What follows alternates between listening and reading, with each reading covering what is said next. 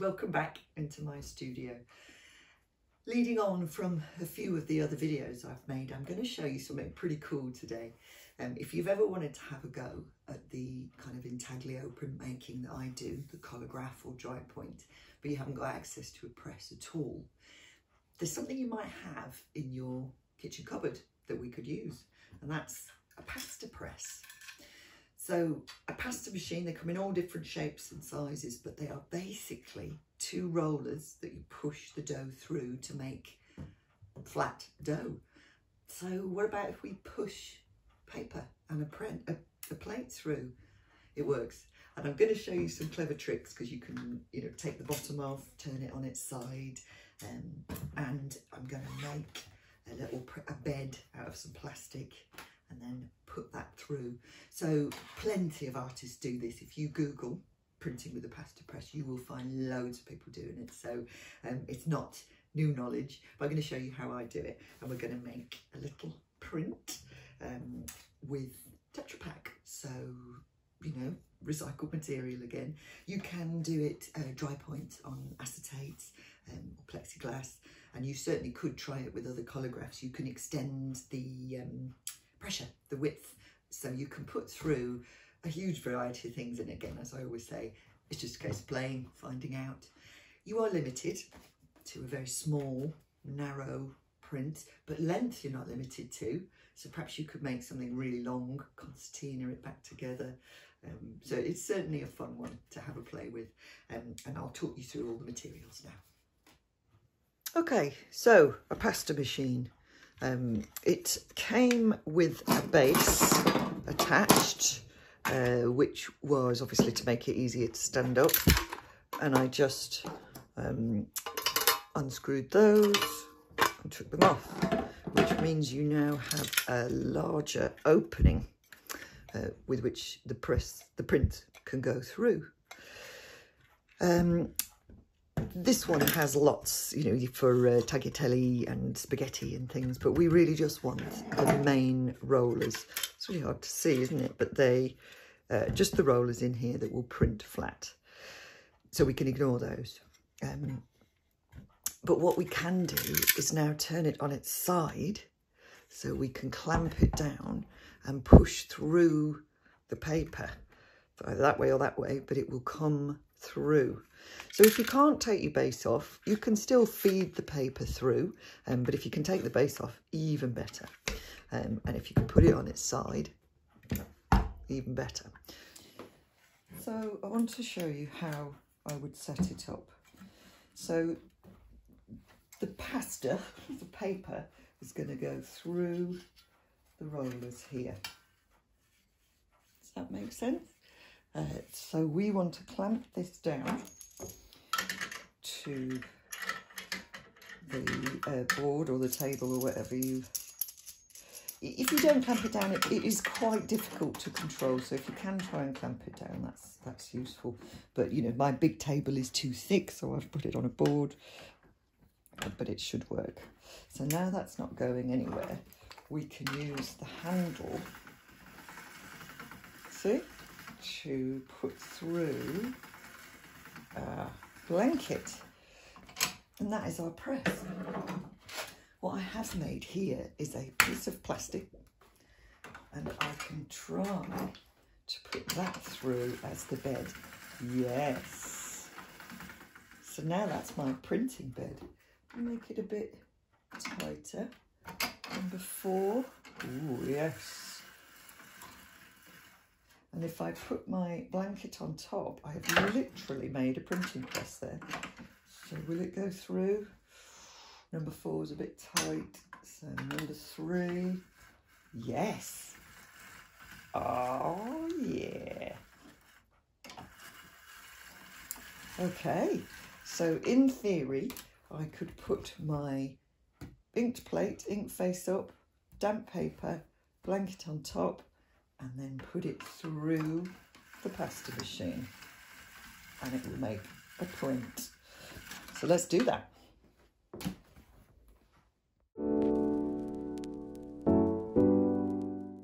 Okay, so we're going to start making things now. I said the bed that I made is just, it's a bit of old plastic out of an old frame. So it's flexible, it's thin, and I was able to cut it with a craft knife and a ruler, and I cut it to the width of the pasta machine, which this one happens to be 14 centimeters. So I've made it longer than I need, because then I can either print longer. I mean, you could make it really long. You could make it really long if you want, but that's just how it was. So I made it thin. The blankets, again, it's felt, just, you know, a thin but compressed felt, and I've cut them into strips to fit. It's just what I had. You might have, you know, a brightly coloured green one. It doesn't matter what colour it is, as long as they're felt. Now I cut two because traditionally you have more than one blanket, but I don't think we'll need two, so we'll experiment with that. So that's my bed ready to make the sandwich. So like I was saying, you would have your bed, you would put your inked plate, ink face up, then your damp paper down, and your blanket over the top, and then that goes through the press, and then you would peel to reveal. And as you can see, it works because I've done it, and it makes a beautiful and interesting print. So I'm going to show you now how to make this kind of plate, and then we'll have a go at printing it with the pasta machine.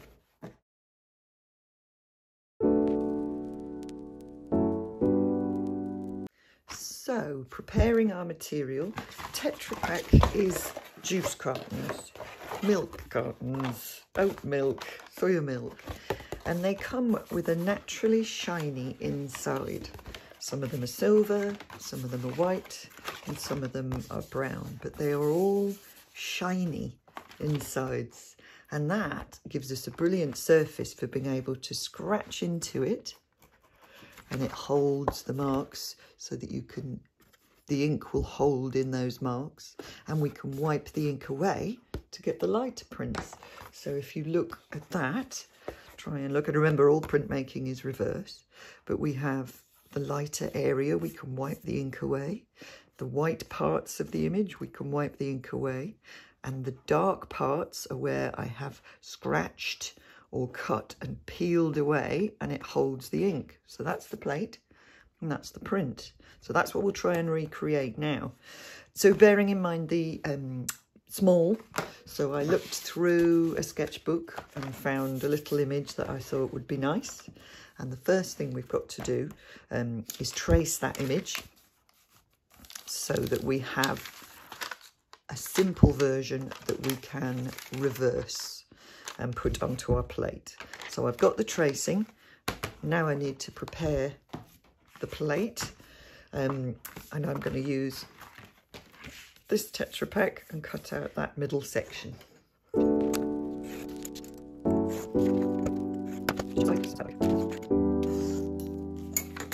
There we go. So we have our plate ready to use. You can use that side if you want, but if we use this side, we will be able to read the image a bit easier. So now we need to get our drawing onto there. Okay, so getting the drawing that we've traced, just the basic information. You can see I haven't traced all of the information. I can look back at my reference, and we need to reverse it. Now, you don't have to reverse it. It doesn't matter what way that bird is flying. But if you were working with something recognisable, you do. So it's always good practice. So if it was a face or a landscape, all printmaking is done in reverse. So I'm going to put that over the top of my plate, and I'm going to use what's called carbon paper, just office-based carbon paper.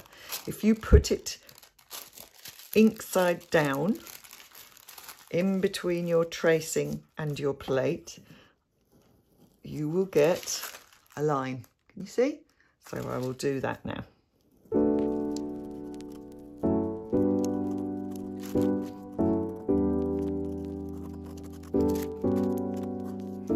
Okay, so this is just a vague guide for the image, very vague, because I'm going to start drawing it and adding to it now. So it doesn't need to be perfect.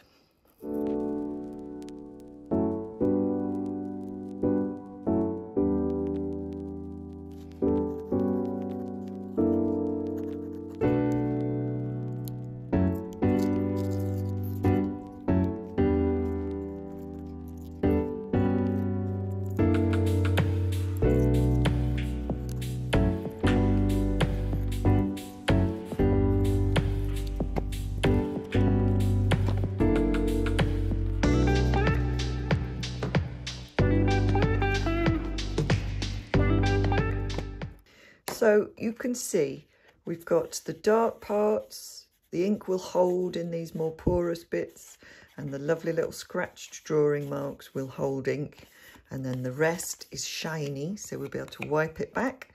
And then where the image requires us to have more whites, we can use extra wiping. So now we're ready. We need paper. So you need to prepare your paper. So I have cut a load of paper that is going to be the right size to go on the bed, and the right size for my plate. So that could have been any, depends what you're doing, just need to prepare it all. Because we're printmaking, it's about repetition, so I've prepared a few, which we'll need to soak. So now I can clear all this and we'll do some inking.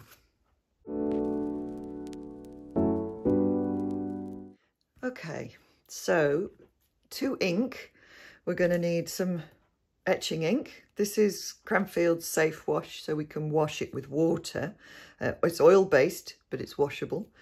I use oil-based ink all the time. We need scrim, which is a loose weave fabric that we're going to move the ink around with. If you haven't got scrim, we can use newspaper. I always keep saying you don't need specialist stuff all the time, but to make a print you do need ink. You can't print with anything that isn't printing ink because it's a kind of resist process. The damp paper will take the oil-based ink off the plate. We need some card scraps to scrape all over the surface, and we're going to use some cotton buds to pull out the highlights, and we need some scrap paper just for protecting our work surface. I just pick up newspaper or things from the supermarket. We need gloves just to keep ourselves clean, because it's not just our hands we need to keep clean, we need to keep this area mucky, and then when we go over to the press we need that to be clean. So, inking. We are going to put a bit of our ink out on our tray, and we're going to use our card to scrape it all over the surface.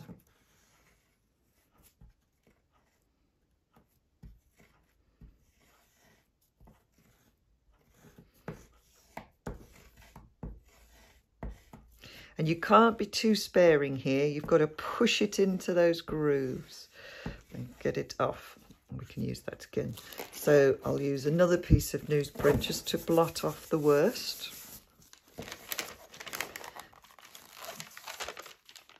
And then we're going to go to our scrim.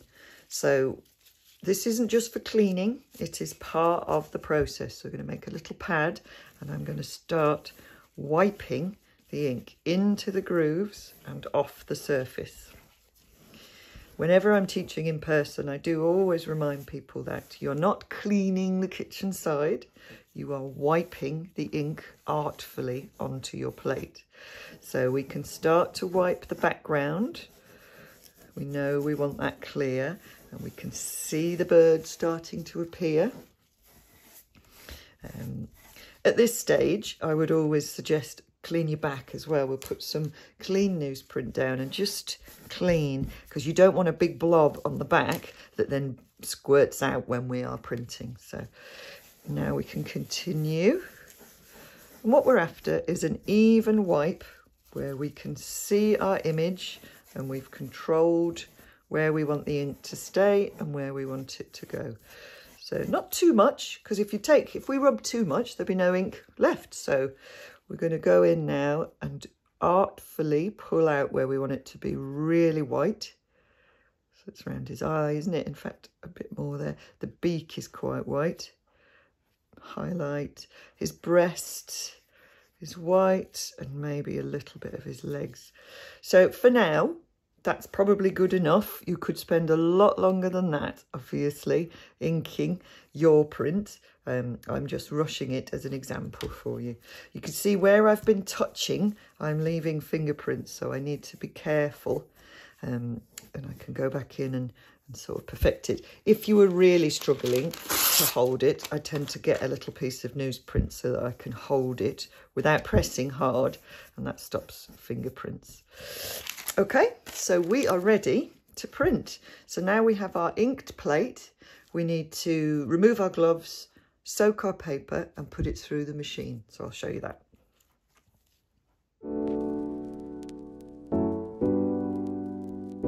Soaking the paper, I've just got a little tray of water. It could be a little, you know, a petri dish, a Pyrex dish, anything. And we are going to put it in the water and soak it. Now, all paper needs different times. This is cartridge, heavy cartridge paper, 300 GSM, so I'm going to soak it for 1 minute. And then I'm going to use some blotting paper to just take the worst off. Okay, so once we soak it to make it more flexible and for the damp paper to pull the ink out of the inky print. So I'm going to drip off the worst and put it in between blotting paper or clean tea towels or anything that would make it damp but not soaking wet. So you can see that is now ready to print. So now we need to make our printing sandwich. We've got our bed. We're going to put our inked plate down. We're going to put our damp paper over the top. Now, I always say just commit. Don't be moving it around or picking it up because you might get some ink on that side. So just commit, put it down, and then we're going to put our blanket over the top. And now we need to get this to the press. So we've got the machine, it's clamped down. We've got the handle. We are set to 2. So I am going to pick up my bed and feed it in. And then with this hand, start to turn. Okay. And it's once it's going, you can hold, because it is hard. It's you want pressure. And it's coming through. And then let's have a look.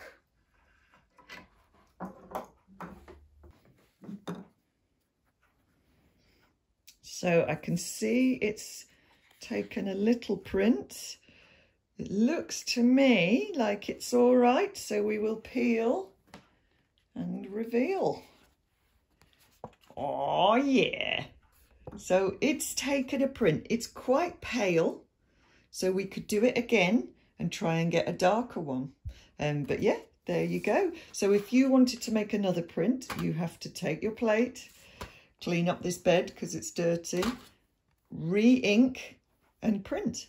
So let's try one more time and see if we can get a darker print, because often the first print is the weakest because it doesn't want to be inked up. So let's do one more time.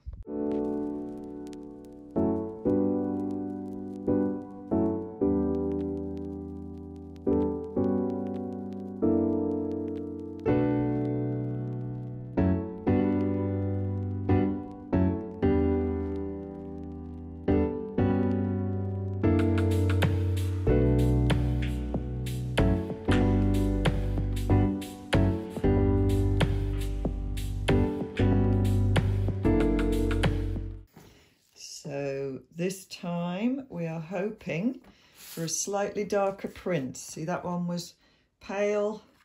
We want this one, yeah, to be darker, and it is.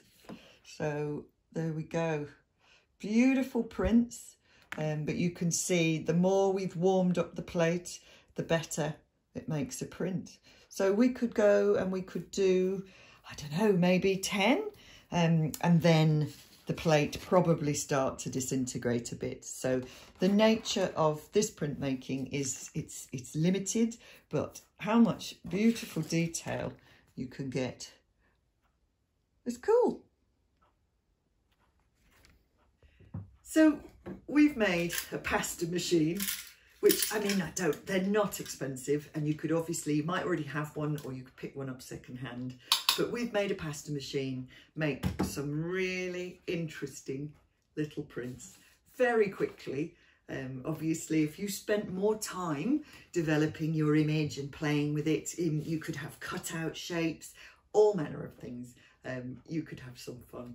So play. Look at other artists. Like I say, it's not new. There's plenty of people have been doing it. Some people have even made kind of cradles and machines, you know, bits of wood that hold the pasta maker like this. Excellent, really cool, but also fun to play with and just throw away ideas. You don't need to be super precious, and play with the pressure. See what you can put through. Some things won't work. Thick collagraph plates might not work, but then again, if you open it up to 8, maybe they will. So I'm going to play. I hope you have fun playing too, and I'm going to tidy up for now. So see you again next time. I'll think of something else cool to show you, and we can do some printmaking. Have fun.